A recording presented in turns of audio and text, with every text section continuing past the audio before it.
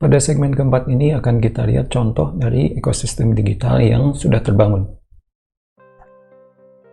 Contoh yang akan diambil adalah dari salah satu perusahaan teknologi sukses yang di-highlight oleh Tabur Nopel, sebuah perusahaan konsultan beberapa tahun ke belakang.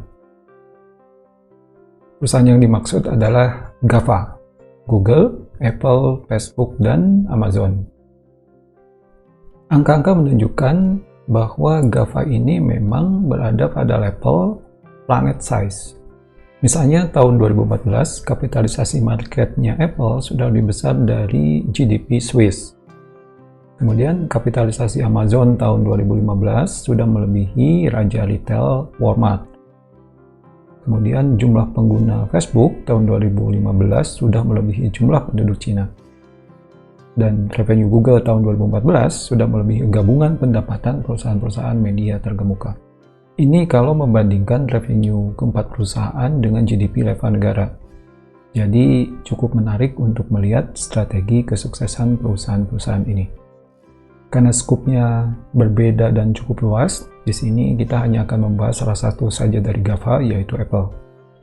Produk official Apple cukup ragam, meliputi gadget dan wearable. Kemudian ada Mac, software, musik, TV, cloud, payment, dan Apple Store. Ini datanya 4-5 tahun ke belakang, untuk case yang sekarang mungkin sudah ada perubahan. Kemudian bila melihat revenue, kecenderungannya terus meningkat, sehingga tahun 2015, revenue-nya sekitar 230 miliar dolar. Dan kalau kita drill down per kategori produk, terlihat kontribusi masing-masing terhadap revenue Apple.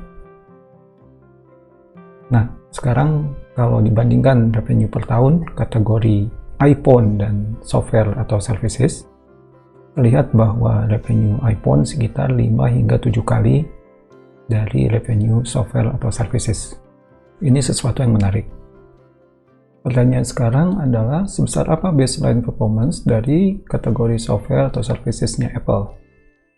Tahun 2012, revenue kategori ini adalah sebesar 8,5 billion dollars, dan nilai ini lebih besar dari gabungan revenue media-media terkenal. Tetapi CFO Apple waktu itu bilang bahwa operational App Store hanya a little over break-even. Kalau operational performance ini berlanjut, data revenue App Store tahun 2016 cukup untuk memberikan gambaran financial size dari App Store, walaupun tetap saja hanya 1/7 hingga 1/5 dari financial size kategori iPhone. Lalu, mengapa Apple masih mengurusi App Store? Mengapa tidak lebih fokus saja di iPhone? Case di atas memberikan hint tentang strategi ekosistemnya Apple. Walaupun App Store merupakan sumber pendapatan minor untuk Apple, tetapi tidak bisa diabaikan karena apps merupakan daya tarik orang untuk membeli produk Apple, termasuk iPhone.